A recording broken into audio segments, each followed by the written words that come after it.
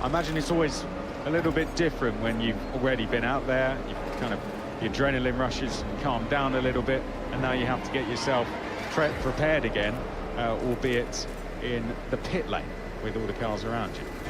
It's easy to feel very tired in a stoppage like this. You get yourself all ready for the start, you're fired up, you're fully focused, and then you find yourself with the adrenaline dropping and everything that comes with that. It's easy for your body to think that the danger that essentially that it was anticipating, the action that it was preparing for, has passed. So you need to get yourself going again. That's why you see the drivers sometimes chucking lacrosse balls or tennis balls around, or jumping up and down, or whatever it is that they do, to make sure that the body is ready to go again. It's one of the hardest things psychologically to do as a driver, to get yourself re-engaged with the circuit action. I'm sure the news is beginning to filter around to the crowd, and everyone will be making their way to the nearest spots for the restart, because you can see at the top of the screen the race will resume at 10:48. So in just over 4 minutes time we will have this Formula 2 feature race back going again, and there's going to be a bit of a change now in terms of this race, because we did have a big gap between those who are on what is effectively the alternative strategy. The top 10 were breaking clear, particularly Joshua Dirksen, 35 seconds clear.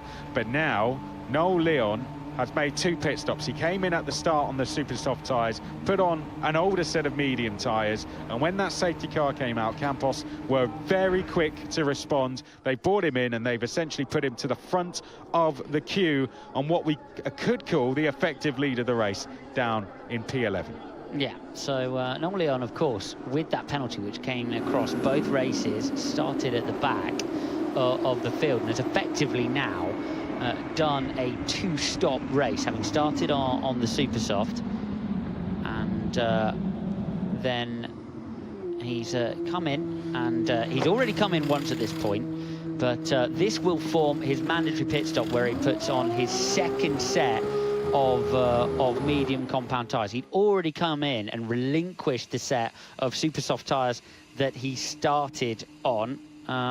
While the race is suspended, they can change wheels and tyres, but it doesn't count as their mandatory pit stop. So basically everybody down from Dirksen to those who've come in but not actually achieved their mandatory pit stop within the 6-lap window, everyone down to Leon effectively will have to pit again in this second half of the race.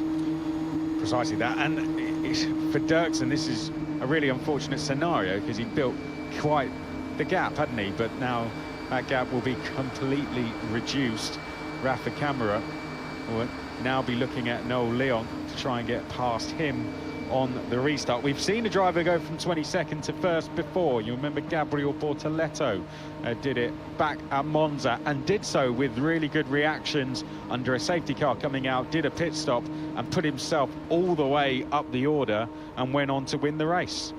Yeah, it's happened in Formula 2. It also happens if drivers dive into the pit lane sometimes just before a virtual safety car. We get this kind of strategic interplay play out, where drivers find themselves being bolted up the order. Noel Leon appearing to be absolutely in the pound seat at the moment with where he sits in the race, although he'll still have to battle with Camara and Dunn when they get back going again. Looking at 35 seconds realistically, it's one of the longer pit stop processes here in Spa. The pit lane's quite slow, a lot of corners in it. Of course, you've got that hairpin at the end of the pit lane, which delays your re-entry onto the circuit, especially when you're doing so on